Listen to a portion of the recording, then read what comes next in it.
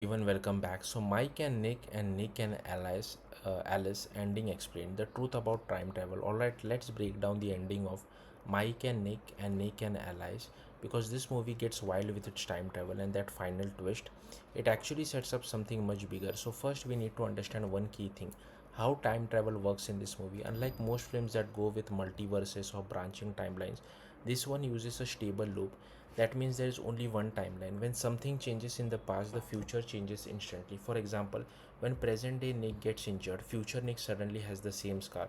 So they are not separate versions, they are the same person, just at different points in time. Which also means if present Nick dies, future Nick can't exist.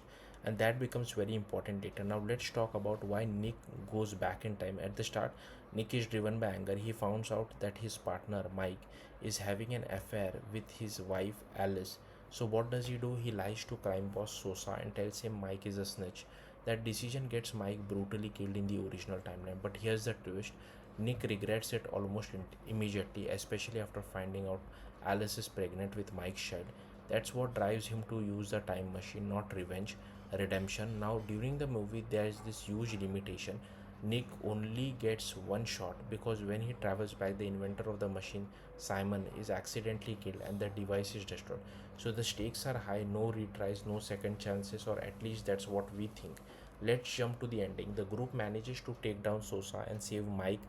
Mission accomplished, right? Not exactly, because in the final moment, Jimmy Boy, Sosa's son, fatally wounds present day Nick, and here's where the time travel rules hit hard. As Nick dies, future Nick disappears, gone, because in a single timeline, if the present version dies, the future version never exists. It's a clean, brutal confirmation of how this system works. But then comes the twist. Alice reveals that Simon actually built a second time machine, a backup, and this changes everything because now Mike uses it. He goes back in time again, this time to the start of the night, not just to save himself but to save everyone who died along the way. And that's where the movie ends. So, what does that mean? Well, it leaves the story on an open loop. Technically, the timeline can be rewritten again, which sets up a potential sequel where Mike's becomes the only one trying to fix everything.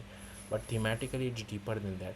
At its core, the movie isn't really about time travel, it's about anger and regret. Nick starts off consumed by rage, but by the end, he's willing to sacrifice himself to save Mike, the very person he once wanted dead.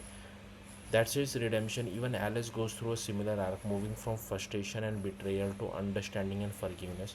And that final scene where they are trying to keep Nick away while singing Don't Look Back in Anger, that's not just emotional, it is the message of the entire film. You can't undo everything, but you can choose who you become moving forward.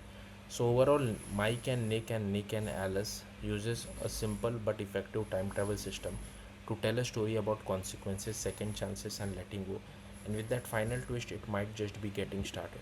That's it. Thank you for watching. Bye.